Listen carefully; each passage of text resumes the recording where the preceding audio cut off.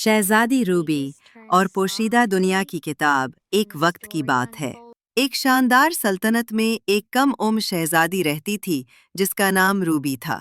दीगर शाही लोगों के बरक्स वो अपना वक्त रक्स व महफिलों में नहीं गुजारती थी। रूबी का दिल सिर्फ एक चीज में लगता था, किताबें। उसके कमरे की दीवारें ऊंची ऊंची अलमारियों से भरी हुई थीं, जिन पर लातादाद कहानियां सजी हुई थी। हीरोओं की दास्तानें, जादुई सरजमीनों की कहानियां और नाकाबिले यकीन मुहिम्मात। रूबी इन सब में गुम रहती थी। जहां दरबारी औरतें कढ़ाई करती और महल में महफिलें सजाती थीं, वो एक तरफ बैठकर किताब के वर्क पलटती रहती थी। एक दिन जब वो महल की पुरानी लाइब्रेरी में घूम रही थी, उसकी नज़र एक अनोखी किताब पर पड़ी। ये किताब धूल में छुपी हुई थी, लेकिन उसका नीला सरवरक सोने के चमकते डिजाइनों से मुज़य्यन था।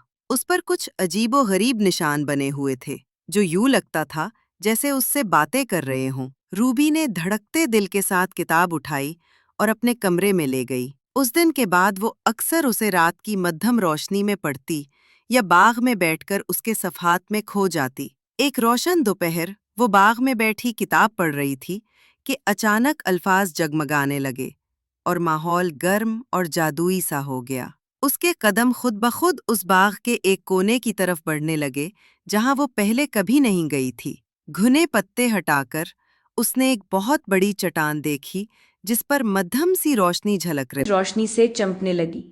चट्टान पर सुनहरी निशानात उभरे और देखते ही देखते उस पर एक चमकता हुआ दरवाजा बन गई, मगर वो हिम्मत करके आगे बढ़ी और दरवाजा खोल दिया। पुल्क झपकते ही रूबी एक नई दुनिया में आ गई।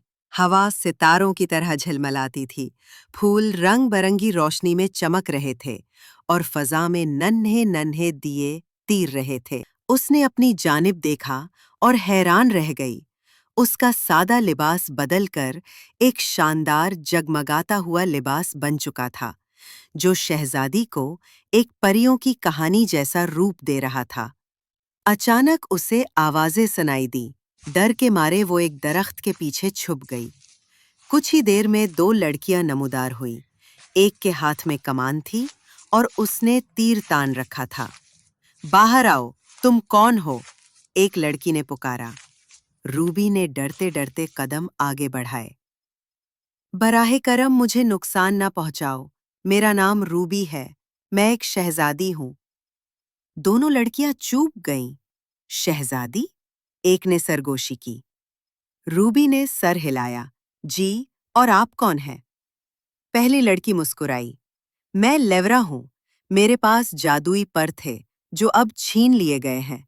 दूसरी ने आह भरी। और मैं सीरा हूं, मैं एक जल परी थी, मगर मेरा दमकता हुआ पोंछ भी मुझसे छीन लिया गया। रूबी ने दुख से पूछा, किसने?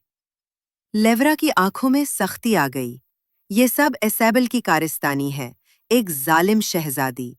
वो वाहिद लड़की थी जो बगैर जादू के पैदा हुई। हसद की आग में उसने सबके पर, सबकी ताकत छीन ली।